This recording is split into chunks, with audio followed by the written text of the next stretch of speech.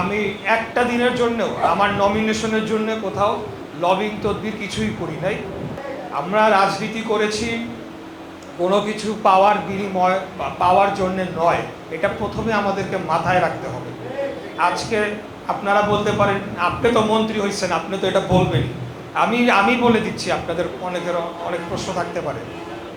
আমি আমার ব্যক্তিগতভাবে আমার কথাটা বলতে পারি।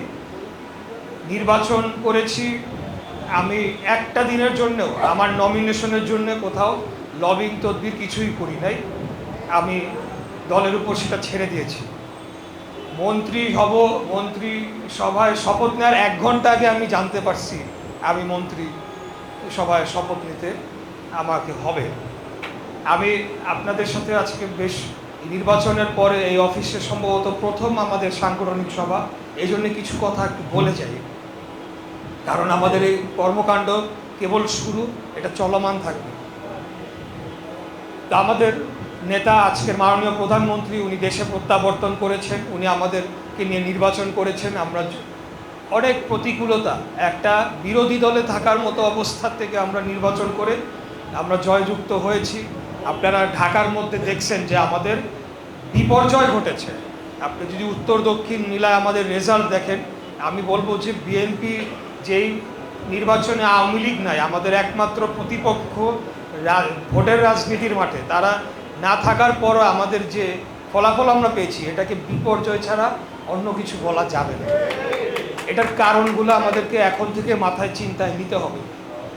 কারণ অতীতের মতো আমরা যাদের বিরুদ্ধে দীর্ঘ 1.5 দশক লড়াই করেছি, যে ফ্যাসিবাদের বিরুদ্ধে, তারা যে ভুলগুলো করেছে সেই একই ভুল আমরা করতে পারি না, কোনোদিনও আমরা এটা করতে পারি না।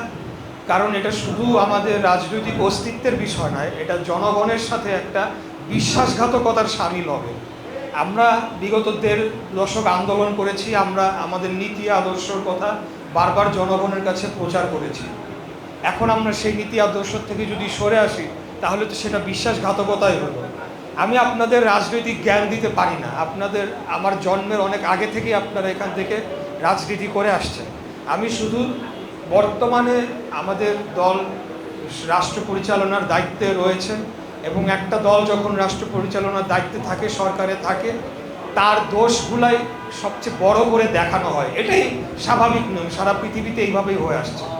সেই দৃষ্টিকোণ থেকে আমার জায়গার থেকে আমি যে জিনিসগুলো দেখি, যেই জিনিসগুলো শুনি এবং যেই দিকে যাচ্ছে, সেটাই আপনাদের মাধ্যমে আমার তো এটা মাঠে বাস্তবায়ন করতে হবে। কারণ দল আমাদেরকে গুরু দায়িত্ব দিয়েছে, আমি এবং হামিদুর রহমান হামিদ। আমাদের সবচেয়ে বড় শক্তিশালী পরিচয় যে আমরা দুজনেই নির্বাচিত, একটা সংসদের নির্বাচিত সংসদ সদস্য। তা আমাদের তো এই জনসমর্থনটা ধরে রাখতে হবে, এবং এই জনগণের সমর্থন ছিল দেখেই আমরা 1.5 দশক ধরে আওয়ামী লীগের বিরুদ্ধে লড়াই সংগ্রাম করেও আমাদের পরিচয় নিয়ে আমরা বুক ফুলিয়ে রাজপথে আন্দোলন সংগ্রাম করেছি।